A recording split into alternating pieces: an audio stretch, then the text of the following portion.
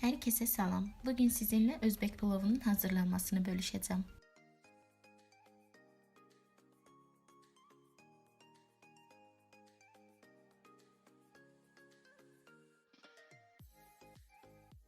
Bunun üçün yuduğum 4 stəkan düyünün üzərinə çıxacaq qədər su əlavə edib kənarda gözlədirəm.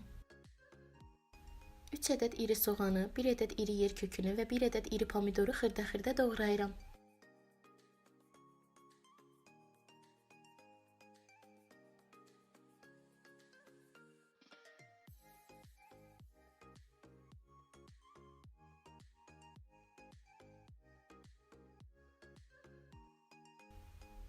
Pomidoru doğramazdan əvvəl qabığını soydum.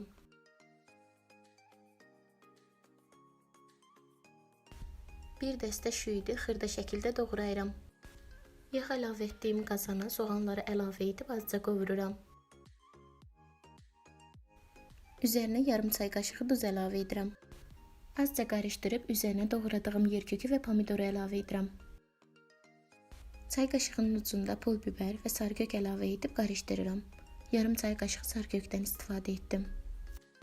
Azca qarışdırdıqdan sonra üzərinə 4 diş rəndənin iri gözündən keçirdiyim sarımsaq əlavə edirəm.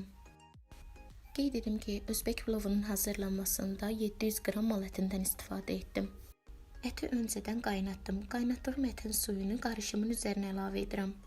Əti qaynadarkən suyuna duz da əlavə etdim. Doğradığım şüyüdü və kənarda gözlətdiyim düyünün suyunu süzüb üzərinə tökürəm.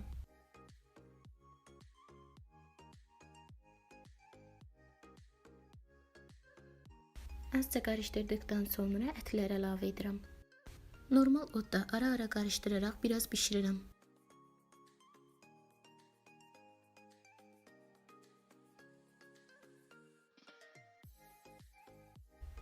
Plov bu şəkildə gəldikdən sonra ağzını küp bağlayıb dəmə qoyuram.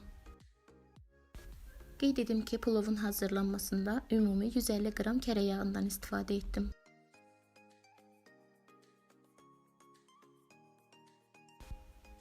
Plov hazırdır. İzlədiyiniz üçün təşəkkür edirəm.